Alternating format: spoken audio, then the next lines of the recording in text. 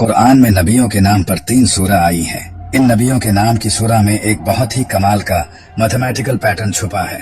जैसा कि अरबी जबान में हर लफ्ज की अबजीड वैल्यू होती है, जो कि आप इस टेबल पर देख सकते हैं। अगर हम लफ्ज मोहम्मद की अबजीड वैल्यू कैलकुलेट करें तो ये 38 बनती है। लेकिन कमाल की बात यह है कि कुरान में मेरे नबी हजरत मोहम्मद सल्लल्लाहु अलैहि वसल्लम के नाम पर एक सूरा है जिसका नाम है सूरा मोहम्मद। सूरा मोहम्मद में टोटल आयतें भी 38 ही हैं। इसी तरह लफ्ज इब्राहिम की अबजीड वैल्यू 52 बनती है और सूरा इब्राहिम में टोटल आयतें भी 52 ही हैं। इतना ही नहीं, हजरत नूह अलैहिस्सलाम के नाम नूह की अबजद वैल्यू 28 बनती है और सूरा नूह में टोटल आयतें भी 28 ही हैं।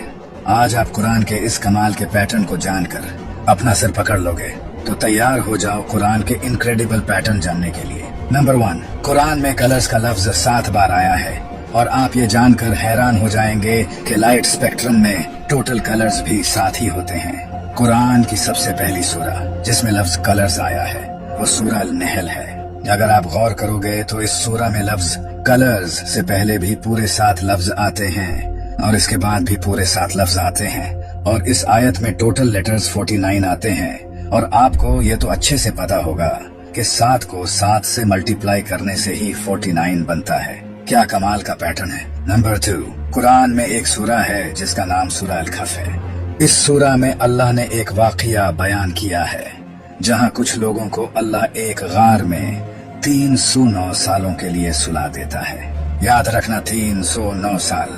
इस सूरा में लफ्ज लबिसू लिया गया है जिसका मतलब होता है वो वहीं ठहरे थे, जो कि इस गार में ठहरे लोगों के बारे में है।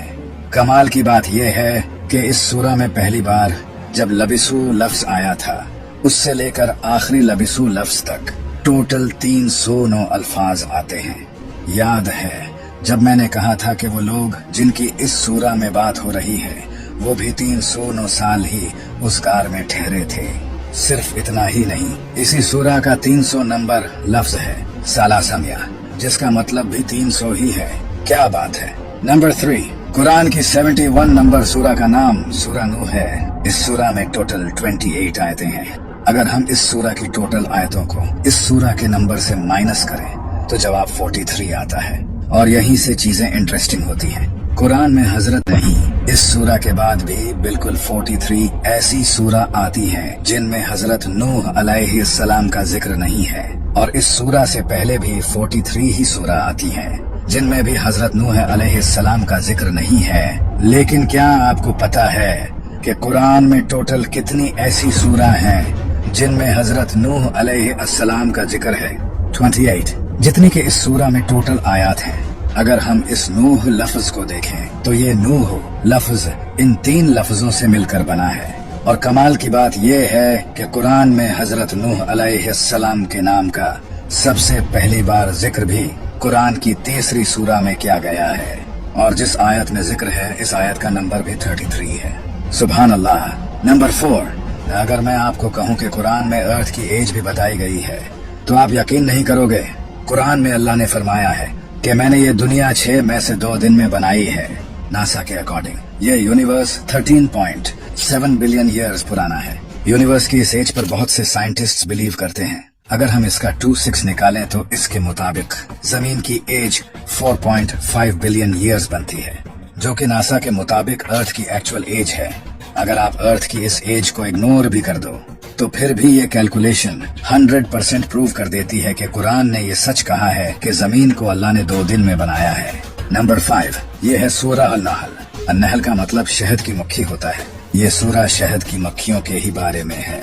यह कुरान की 16th सूरा है और आप जानकर हैरान होंगे कि मेल शहद की मक्खियों में क्रोमोसोम्स भी 16 ही होते हैं और फीमेल शहद की मक्खियों में भी 16 पेयर्स ऑफ क्रोमोसोम्स होते हैं और क्वीन हनी बीज अंडों में से भी 16 दिनों में ही निकलती हैं।